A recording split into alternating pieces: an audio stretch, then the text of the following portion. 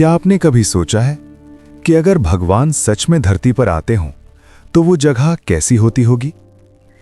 भारत में एक ऐसा पवित्र स्थान है जहां आज भी लोग मानते हैं कि भगवान स्वयं रात्रि में प्रकट होते हैं।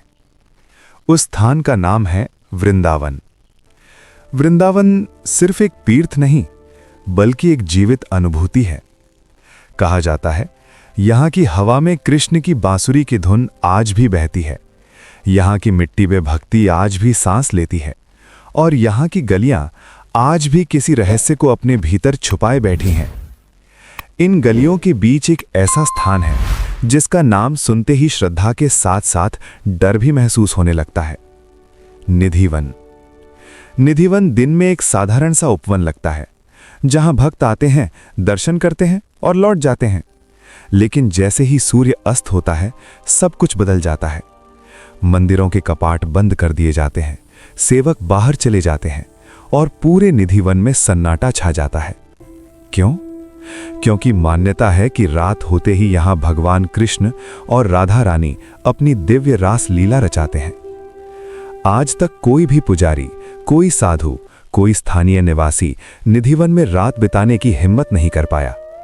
जो भी रुका वो बीमार हो गया या मानसिक रूप से विचलित हो गया। कहा जाता है कि जो मनुष्य ईश्वर की उस लीला को अपनी आंखों से देखने का प्रयास करता है, वो उसे सहन नहीं कर पाता। निधिवन के पेड़ भी साधारण नहीं है। हर पेड़ नीचे से एक दूसरे से जुड़ा हुआ और ऊपर से अलग अलग दिशाओं में मुड़ा हुआ। स्थानीय लोग कहते हैं, ये पेड़ नहीं बल्कि गोपियां हैं जो दिन में स्थिर रहती हैं और रात में कृष्ण की लीला में शामिल होती हैं। विज्ञान इन पेड़ों का कोई ठोस कारण नहीं बता पाया। निधिवन से जुड़ा एक और रहस्य है सेवा कुंज। सेवा कुंज में आज भी हर रात भगवान के लिए बिस्तर लगाया जाता है, पानी रखा जाता है और श्रृंगार की वस्तुएं सजा दी जाती हैं। रात में कोई वहां नहीं रहता, लेकिन सुबह जब मंदिर खुलता है, बिस्तर अस्त व्यस्त होता है, फूल बिखरे होते हैं और पानी कम पाया जाता है।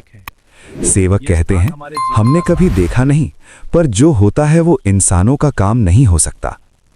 सबसे रहस्यमयी बात यह है कि जैसे ही शाम ढलती है, निधिवन के आसपास पक्षी उड़ जाते हैं।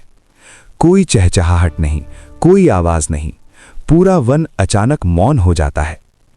क्या पशु पक्षी वो देख लेते हैं जो इंसान नहीं देख पाता? आज के आधुनिक युग में भी कैमरे इस रहस्य को कैद नहीं कर पाए। रिसर्च अधूरी रह गई और सवाल आज भी वही है, अगर ये सिर्फ कहानी है तो फिर सदियों से कोई भी वहां रात क्यों नहीं रुका? वृंदावन के ये रहस्य सिर्फ सुने नहीं जाते, महसूस किए जाते हैं। और शायद कुछ रहस्य हल होने